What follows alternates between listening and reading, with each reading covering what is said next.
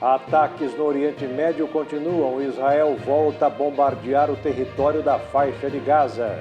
Conflito com o grupo rebelde Hamas deixou ao menos 200 palestinos mortos até agora. Novo lote do insumo farmacêutico ativo IFA deve chegar ao Brasil até o fim dessa semana. Mesmo com falta de vacinas, Brasil acelera a campanha e supera a marca de 58 milhões de doses anti-Covid aplicadas.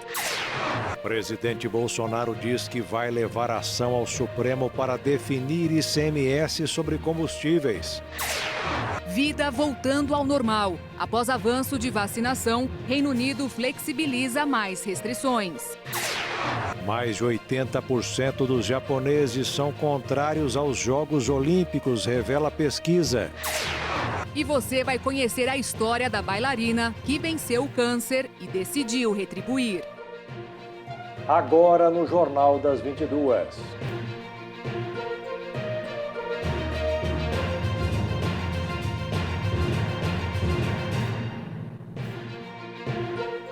Olá, boa noite. Boa noite.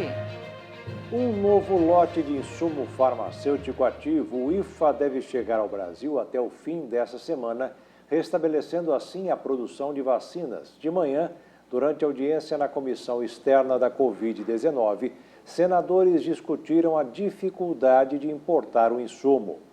Mas mesmo com a suspensão da produção, o Ministério da Saúde anunciou que irá distribuir mais de 6 milhões de doses de vacinas esta semana. A produção de vacinas está parada no Brasil. É que o envio do insumo farmacêutico ativo, IFA, que vem da China, está atrasado, mas as distribuições continuam. O Ministério da Saúde se organiza para entregar, a partir desta terça-feira, mais 6,4 milhões de doses de vacinas, sendo 4,7 milhões da AstraZeneca, 1 milhão da Coronavac, feita pelo Butantan, e 647 mil doses da Pfizer. Na sexta-feira, o Butantan fez a última entrega com as doses que produziu a partir de 3 mil litros de IFA recebidos da China no fim de abril. Já a Fiocruz entregou 4,7 milhões de vacinas ao Ministério da Saúde no fim da semana e tem o compromisso de entregar 18 milhões de doses de vacinas da AstraZeneca até junho. A expectativa é que o IFA chegue ainda esta semana em pelo menos 2 entregas. Para a Fiocruz, com um novo lote do insumo farmacêutico ativo, 12 milhões de doses serão produzidas. Já o IFA para o Instituto Butantan deve chegar entre o dia 25 e 26 deste mês. O novo lote, com 4 mil litros de IFA, será capaz de produzir até 7 milhões de doses de vacina, segundo informou o governador de São Paulo, João Dória. A informação sobre as datas da chegada do IFA foi dada pelo secretário executivo do Ministério da Saúde, Rodrigo Moreira, durante reunião da Comissão Externa da Covid-19 nesta segunda-feira. Com relação à AstraZeneca, que é produzida pelo Instituto Fiocruz, a gente recebeu hoje a confirmação de envio de 2 lotes no dia 21 de maio.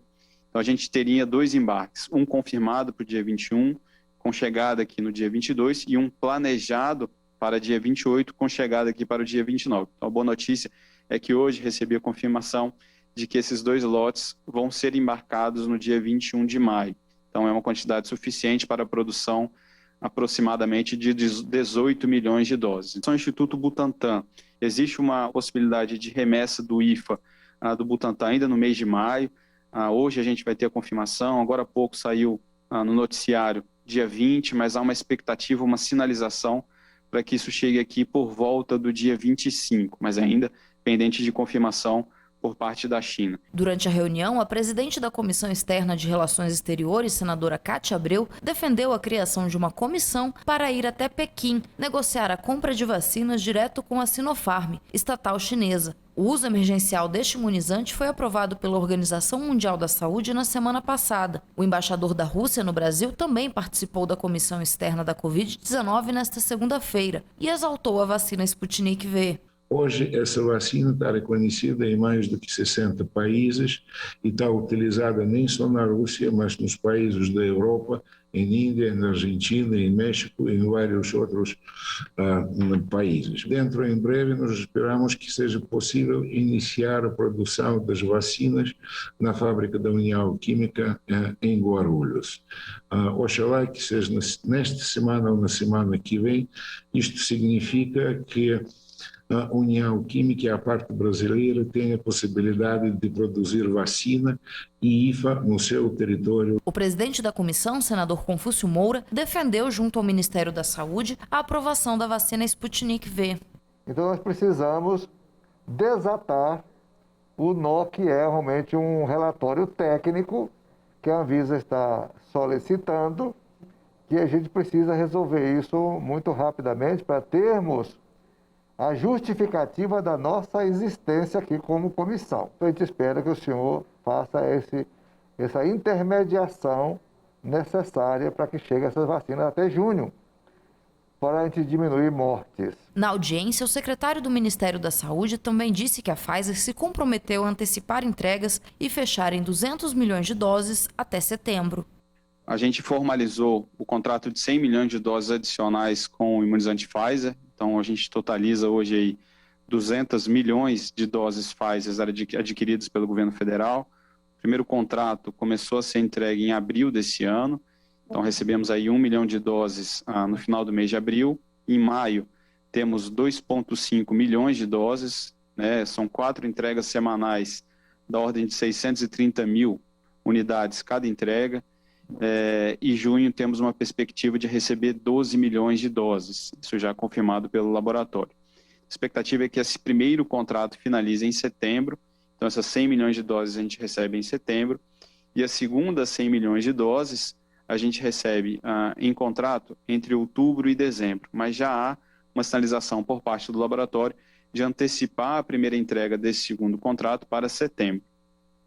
O ex-ministro das Relações Exteriores, Ernesto Araújo, irá prestar depoimento à CPI da pandemia amanhã de manhã. Os senadores irão questioná-lo sobre a condução da diplomacia brasileira durante a crise sanitária provocada pela Covid-19. Já na quarta-feira, a comissão espera ouvir o tão aguardado depoimento do ex-ministro da Saúde, Eduardo Pazuello. Sobre a demora no envio do IFA, o insumo farmacêutico ativo aos países, o embaixador chinês em Brasília, Yang Wamin, justificou e disse que a demora tem ocorrido em razão da grande demanda de outros países. Ele explicou à Comissão de Relações Exteriores da Câmara que a China já exportou vacinas para mais de 100 países e forneceu mais de 300 milhões de doses. Ele ainda criticou países ricos da União Europeia e os Estados Unidos por não fazerem o mesmo. Mais de 65 mil doses do imunizante da AstraZeneca foram aplicadas na vacinação em massa em moradores de Botucatu, no interior paulista. A cidade foi escolhida para participar de um estudo inédito do Ministério da Saúde sobre a eficácia da vacina. O objetivo era aplicar a primeira dose da vacina de Oxford AstraZeneca em 60 mil pessoas, ou seja, 80% do público-alvo. Mas a meta foi ultrapassada. A operação em Botucatu é parte de um estudo inédito do Ministério da Saúde sobre a eficácia da vacina contra cepas do coronavírus. Na pesquisa, toda a população adulta da cidade deve ser imunizada. De acordo com a pasta da Saúde, Botucatu conta com cerca de 150 mil habitantes, dos quais 106 mil são maiores de 18 anos. Mas a expectativa é vacinar cerca de 80 mil pessoas durante a pesquisa, já que parte dos adultos já foi imunizada em outras fases durante o programa de vacinação dos grupos prioritários. Então, temos um cenário de muita esperança de termos vacinas suficientes para imunizar a população brasileira acima de 18 anos até o final do ano. Recentemente, nós fizemos um contrato com mais de 100 milhões de doses da vacina Pfizer e estamos buscando novas perspectivas, porque essa é uma doença nova, esse vírus ele sofre mutações e nós temos que nos preparar para o futuro. A imunização em massa para os moradores que tenham título de eleitor na cidade aconteceu no mesmo local em que eles votaram na última eleição. Já as pessoas sem cadastro eleitoral em Botucatu, mas com comprovante de endereço no município, foram vacinadas em 4 ginásios. Seguimos agora com informações e números da vacinação no Brasil contra a Covid-19. Nos primeiros 121 dias de campanha, do dia 17 de janeiro até hoje, 17 de maio, o Brasil aplicou 58.497.780 doses, segundo informações coletadas com as secretarias de saúde dos estados e do Distrito Federal. A Agência Europeia de Medicamentos aprovou a vacina da Pfizer-BioNTech, que pode ser conservada no refrigerador por até um mês após ser descongelada. A orientação prévia era de que o período de armazenamento sobre refrigeração dos frascos fechados do imunizante fosse de 5 dias.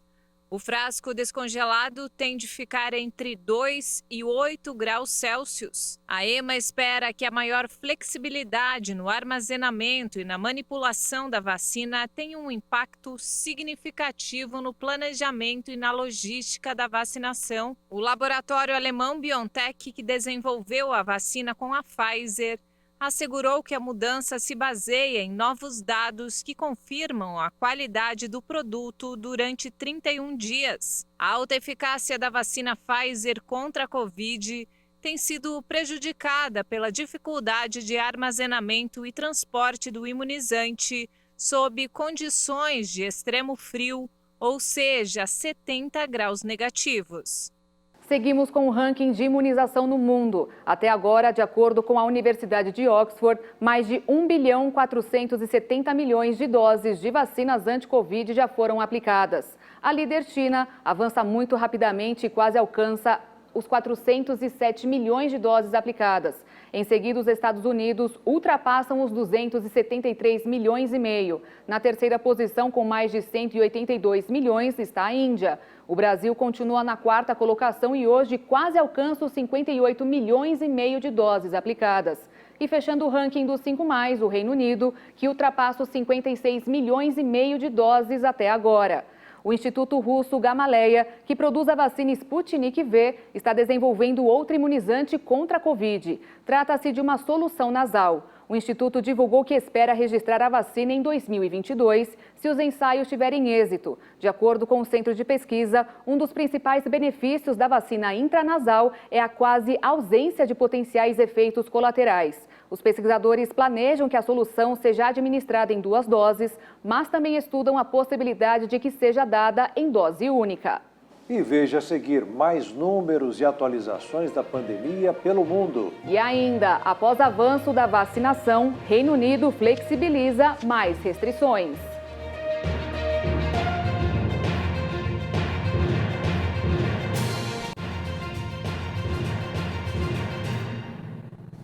Nas últimas 24 horas, de acordo com o Ministério da Saúde, mais 786 mortes por Covid-19 foram registradas no Brasil e quase 30 mil novos casos no mesmo período.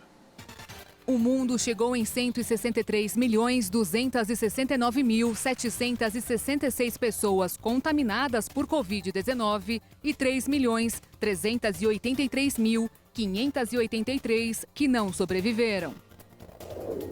Os Estados Unidos, país mais afetado no mundo pela pandemia, registram 32.964.728 casos e um total de 586.326 mortes.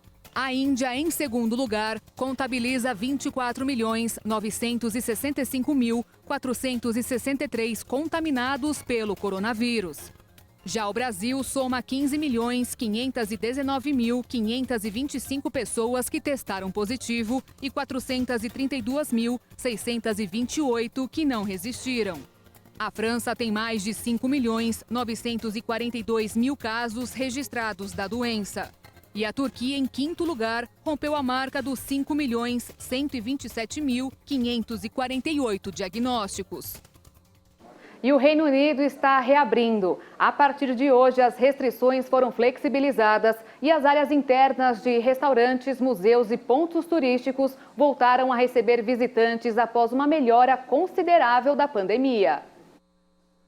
Jantar em uma área interna de restaurante ou assistir a uma partida de futebol no estádio voltam a ser possibilidades na Inglaterra. Nesta segunda-feira, o país iniciou uma nova etapa de flexibilização do confinamento, apesar do temor do avanço da variante indiana do coronavírus. Com mais de 127 mil mortes pela pandemia, o Reino Unido registrou a melhora considerável da situação sanitária após um rígido confinamento durante o inverno e uma campanha de vacinação em massa. A nova etapa de flexibilização inclui a reabertura de áreas internas de pubs e restaurantes, hotéis, museus, salas de espetáculos e estádios para até 10 mil espectadores. Proibidas durante vários meses, as reuniões em casa voltam a ser autorizadas, mas limitadas a 6 pessoas de 2 residências no máximo. Cinemas, teatros e pontos turísticos também começam a reabrir.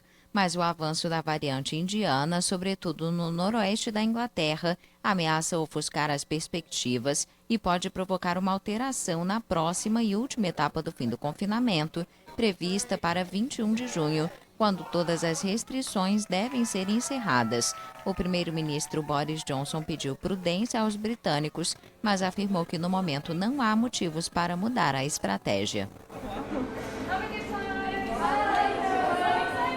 O conflito entre israelenses e palestinos se intensificou há uma semana, com mais de 200 mortos. E na madrugada desta segunda-feira, Israel voltou a bombardear o território da faixa de Gaza. Os dois lados continuam ignorando os apelos internacionais pelo fim das hostilidades.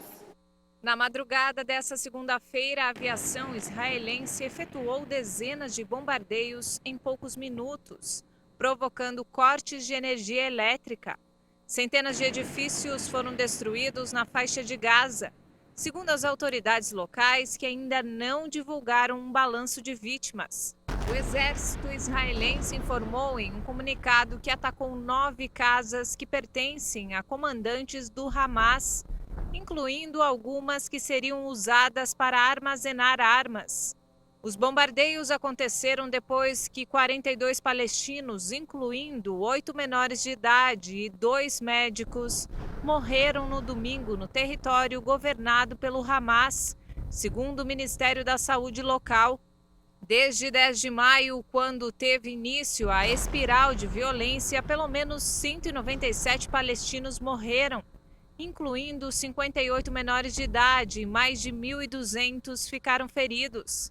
Do lado de Israel, 10 pessoas morreram, incluindo uma criança, e 294 ficaram feridas nos ataques de foguetes lançados a partir da faixa de Gaza. O último grande confronto entre Israel e Hamas aconteceu em 2014. O conflito de 51 dias destruiu a faixa de Gaza e deixou mais de 2.250 mortos do lado palestino. A maioria civis e 74 em Israel, a maioria soldados. Os Estados Unidos se opuseram à adoção de uma declaração do Conselho de Segurança da ONU sobre o conflito israelense-palestino. A informação foi repassada por fontes diplomáticas que confirmaram a terceira rejeição americana em uma semana. O texto, elaborado por China, Tunísia e Noruega, pede o fim da violência e o respeito ao direito internacional humanitário, incluindo a proteção de civis, especialmente crianças. O documento foi apresentado na noite de domingo aos 15 membros do Conselho e no esboço expressa séria preocupação com a crise israelense-palestina e denuncia as possíveis expulsões de famílias palestinas em Jerusalém Oriental, alegando evitar ações unilaterais que aumentam as tensões. Na última semana, o Conselho de Segurança se reuniu com urgência 3 vezes para tratar do conflito, sem chegar a uma posição comum. Ainda nesta segunda, o presidente turco Recep Tayyip Erdogan acusou o colega americano Joe Biden de apoiar Israel no conflito na faixa de Gaza. Você está escrevendo a história com as mãos com sangue. Você nos forçou a dizer isso, porque não podemos mais ficar em silêncio.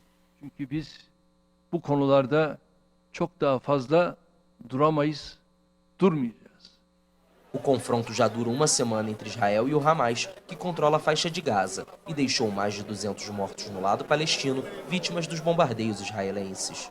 Já os grupos armados palestinos, entre eles o Hamas, dispararam cerca de 3.200 projéteis contra Israel desde o início das hostilidades. 10 pessoas perderam a vida entre os israelenses. Temos milhares de alvos de organizações terroristas. Chegaremos às suas casas, esconderijos subterrâneos, depósitos de armas, fábricas. Onde quer que produzam terrorismo, vamos marcar alvos e atacaremos. Em um comunicado, a Secretaria-Geral da Organização dos Estados Americanos descreveu nesta segunda o movimento islâmico Hamas como uma organização terrorista e invocou o direito de legítima defesa de Israel frente às ações contra este grupo. O Hamas é considerado uma organização terrorista por Israel, Estados Unidos e União Europeia. O programa espacial chinês conseguiu uma importante vitória ao pousar um pequeno robô teleguiado na superfície de Marte. A aterrissagem aconteceu em uma área denominada Planície Utopia, no hemisfério norte do planeta vermelho. Horas mais tarde, o aparelho enviou uma saudação na rede social chinesa Weibo. Pequim lançou no final de julho do ano passado a missão não tripulada Tianwen-1. A missão tem uma sonda orbital que gira em torno do planeta, um módulo de aterrissagem que pousou em Marte e o robô teleguiado chamado de Zhurong. Com mais de 240 quilos, o robô deve fazer uma análise do solo, da atmosfera, tirar fotos e cartografar o planeta, além de buscar sinais de vidas passadas. A China já tinha tentado enviar uma sonda a Marte em 2011, em uma missão conjunta com a Rússia, mas fracassou e Pequim decidiu seguir sozinha nas missões espaciais. E a seguir, a economia brasileira registra crescimento no primeiro trimestre do ano. E ainda, Bolsonaro diz que vai levar ação ao Supremo para definir ICMS sobre combustíveis.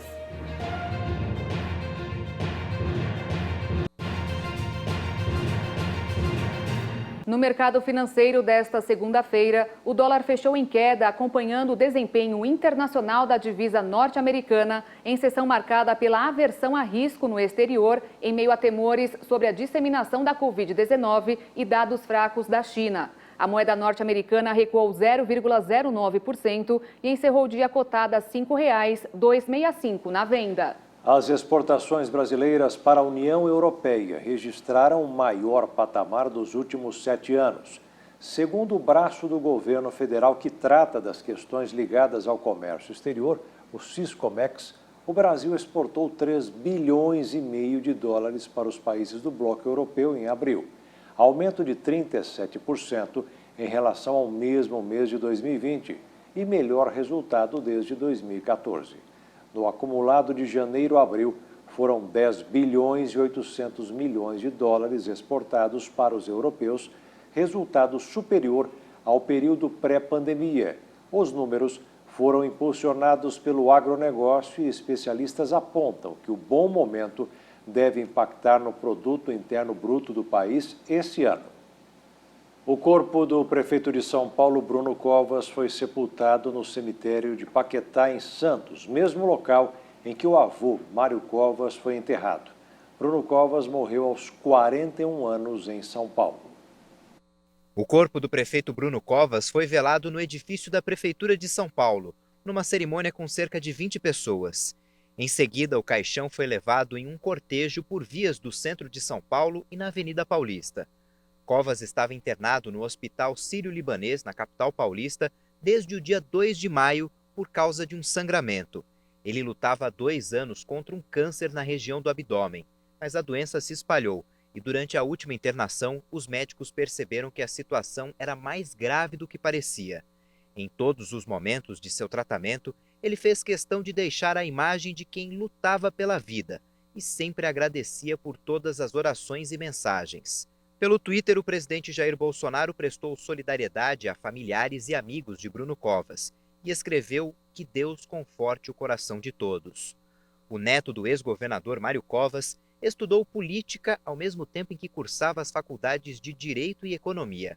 Com 18 anos, assinou a ficha de filiação ao PSDB, partido fundado pelo avô. Em 2006, foi eleito para a Assembleia Legislativa de São Paulo e reeleito em 2010. Foi secretário do Meio Ambiente de São Paulo e vice-prefeito na chapa com João Dória. Bruno acabou assumindo a prefeitura após a renúncia de Dória, que lançou sua candidatura para governador do estado. E depois, Bruno foi reeleito com cerca de 59% dos votos. Santos, a cidade onde Bruno Covas nasceu e também foi enterrado, decretou luto oficial de 3 dias pela morte do prefeito paulistano. Agora empossado, o empresário Ricardo Nunes, de 53 anos, é quem terá a missão de administrar a maior cidade do país após a morte de Bruno Covas. Apesar de já ter exercido 2 mandatos de vereador em São Paulo, Nunes ainda é desconhecido por grande parte da população. A Prefeitura de São Paulo iniciou a semana em luto. No prédio que fica no centro de São Paulo, as bandeiras a meio mastro lembravam a morte do prefeito Bruno Covas. Milhares de pessoas passam pelo local todos os dias. E entre os paulistanos, a tristeza se misturava com a incerteza. Muitos admitem que não conhecem Ricardo Nunes, que agora assume o comando da maior cidade do país. Não sei nada, o pouco histórico dele, só sei que ele já foi várias vezes vereador, nada mais. Acho que não tem uma trajetória de carreira como teve o ex-prefeito. Ninguém esperava mesmo com relação ao falecimento do prefeito, né? Veio de uma forma muito repentina, todo mundo sabia que ele já sofria com essa doença, mas ninguém esperava nesse momento o óbito dele. E da mesma forma a gente tem aí um novo governante na nossa prefeitura que ninguém conhece. Não sei nada. Não sei nada dele. Na verdade eu não sei nem quem é. Não conheço. Sabe alguma coisa da história dele? Não sei nem o nome dele, na verdade. A única coisa que eu sei é que ele é do MDB, né? E vamos ver agora para frente o trabalho dele, o que ele vai realizar dentro dessa cidade nossa aqui, né? Essa grande cidade que é São Paulo. Empresário da Zona Sul de São Paulo, Ricardo Nunes, do MDB, já se elegeu vereador 2 vezes. E no ano passado foi indicado para ser candidato a vice de Covas, em uma articulação que contou com a participação do governador João Dória. Ele se define como um político de centro, que não apoia nem a extrema-direita e nem a extrema-esquerda. Ele é um político novato, né? Ele passou por 2 legislaturas na Câmara de São Paulo. Nessas legislaturas, ele teve uma posição, digamos, um pouco mais à direita, de centro-direita, né? Engajada ali em políticas de educação, assistenciais, né? Mas ele é um empresário, é um perfil totalmente diferente do Bruno Covas. Ele não tem uma formação superior, mas iniciou um curso de Direito, né? Então, ele se enquadraria como provavelmente um político de centro-direita, assim, bem mais à direita do que o Bruno Covas, né? E mais envolvido com as questões religiosas, né? Ele se posicionou firmemente pelo reconhecimento dos templos religiosos como serviços essenciais durante a pandemia. Ricardo Nunes estava como prefeito em exercício desde o dia 2 de maio, quando Bruno Covas se afastou para fazer tratamento de saúde. E agora ele terá pela frente 3 anos e 8 meses de mandato. Logo após ser oficializado no cargo, o novo prefeito afirmou que o objetivo é manter os mesmos planos que Covas tinha para a cidade. Ele afirmou, inclusive, que não pretende trocar nenhum secretário municipal. Especialistas avaliam que, apesar do discurso ser respeitoso à memória de Bruno Covas, será difícil de ser cumprido na prática. Há muito tempo que nós não temos o MDB, então PMDB, né, na liderança no cargo executivo aqui no município de São Paulo. Enfim, não vejo como ele vai levar adiante todo o plano do Bruno. Com certeza teremos aí mudanças de rumo, de política, de discussões. Então, realmente, ele não vai conseguir, no meu entendimento, manter essa proposta que era do Bruno Covas.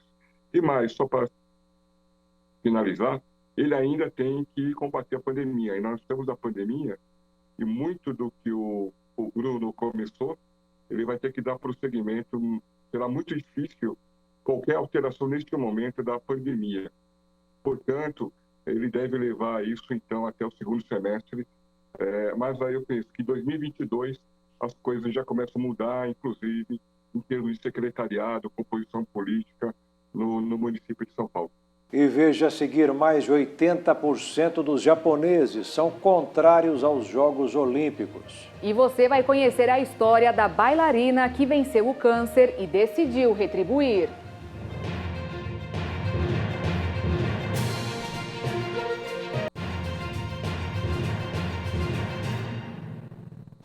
Uma pesquisa publicada nesta segunda-feira mostra que mais de 80% dos japoneses são contrários à organização dos Jogos Olímpicos. Dezenas de pessoas protestaram na capital japonesa contra o evento. A sondagem foi realizada pelo jornal Asahi Shimbun e diz que 43% dos entrevistados desejam o cancelamento dos jogos e 40% defendem um novo adiamento. As Olimpíadas foram adiadas em 2020 por causa da pandemia de Covid-19. É óbvio para todos que devemos cancelar os jogos, mas ninguém, o comitê organizador da Tóquio 2020, o governo de Tóquio e nem o primeiro-ministro, nenhum deles toma a decisão. Não podemos nos dar o luxo de sediar os Jogos Olímpicos quando temos que derrotar o coronavírus. Acredito que não devemos realizar as Olimpíadas apenas para a conveniência do Comitê Olímpico Internacional e do governo de Tóquio. Não há razão nenhuma para termos que realizar os Jogos agora, quando a infecção está se espalhando pelo país, quando estamos sob o estado de emergência e quando os atletas sofrem de várias maneiras. Na sexta-feira, o Japão ampliou o estado de emergência no país, que luta contra a quarta onda de contágios do novo coronavírus. O aumento de casos pressiona o sistema de saúde e os profissionais do setor reiteram as advertências sobre a falta de recursos e a exaustão dos funcionários. O Japão registra menos de 11.500 mortes por Covid-19 desde o início da pandemia. O número é muito menor do que na maioria dos grandes países, mas o governo está pressionado pela lentidão da campanha de vacinação. Os Jogos Olímpicos se aproximam e Isaquias Queiroz, da canoagem, encerrou sua participação no Mundial da modalidade com uma medalha de prata. Quem também se destacou foi Fernando Rufino, que conquistou o ouro em outra categoria. Os 21 meses que ficou afastado das competições não impediram que Isaquias Queiroz, uma das maiores esperanças de medalhas olímpicas na canoagem para o Brasil, subisse ao pódio em sua participação no Campeonato Mundial de Canoagem, que aconteceu na Hungria. O medalhista olímpico, que largou com dificuldade na raia 5, chegou a se recuperar e travou uma disputa emocionante com o alemão Konrad Robin Scheiner, que liderou a prova do início ao fim. Queiroz, que ficou com a prata, já tinha garantido vaga para as Olimpíadas em 2019. Mas utilizou a competição mundial para retornar ao ritmo competitivo e ganhar confiança para os Jogos de Tóquio. Já pela paracanoagem, modalidade criada recentemente, o Brasil deu um show no Mundial. Encerrou a competição com 4 pódios, sendo 2 deles no topo, além de um segundo e um terceiro lugar. Fernando Rufino, mais conhecido como Cowboy, garantiu 2 medalhas de ouro. Trabalhar o equilíbrio entre corpo e mente é fundamental para atravessar dificuldades que podem desencadear sérios problemas, principalmente quando todos enfrentam a pandemia. Correria, agitação. Em passos acelerados, vivemos momentos apreensivos com a chegada de uma pandemia que veio sem aviso prévio.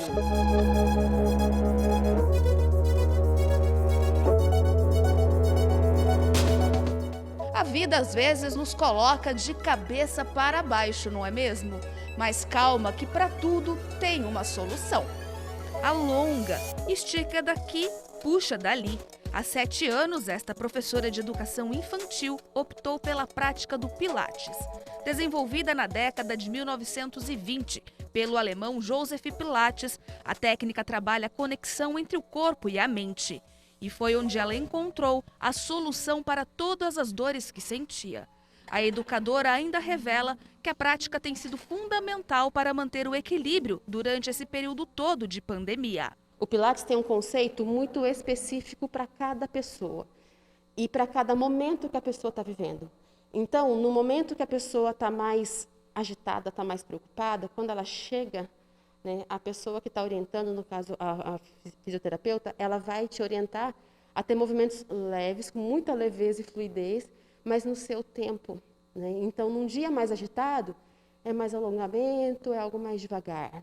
Ou, sentindo a necessidade, é algo mais de força, trabalhar a força. Então, é tudo muito individualizado. O meu exercício não é igual ao seu exercício. Ele é para mim. A atividade física, a determinação e a força de vontade juntas são fundamentais para o alinhamento emoção e corpo. O Pilates ajuda de uma forma global, né? Desde corpo, mente, espírito. Então, é onde a pessoa tem que estar concentrada e não distraída, né? Então, define a musculatura, que é muito importante, corrige as deformidades, né? Corrigindo a postura. Então, tem vários benefícios que o Pilates causa. E quem pensa que a atividade é praticada apenas por adultos, dá só uma olhada na Beatriz. Essa prática é indicada para todas as idades, a partir dos 5 anos, através de quando o paciente tem a consciência corporal, de sabe obedecer os comandos verbais, e até a terceira idade. Eu gosto muito de Pilates, eu faço desde a barriga da minha mãe.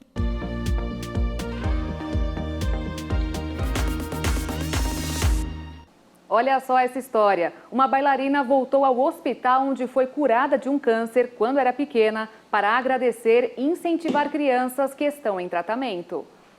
Vestida a caráter, a bailarina Maria Eduarda de Castro Pinheiro dançou pelas alas do Hospital de Brasília e emocionou a equipe.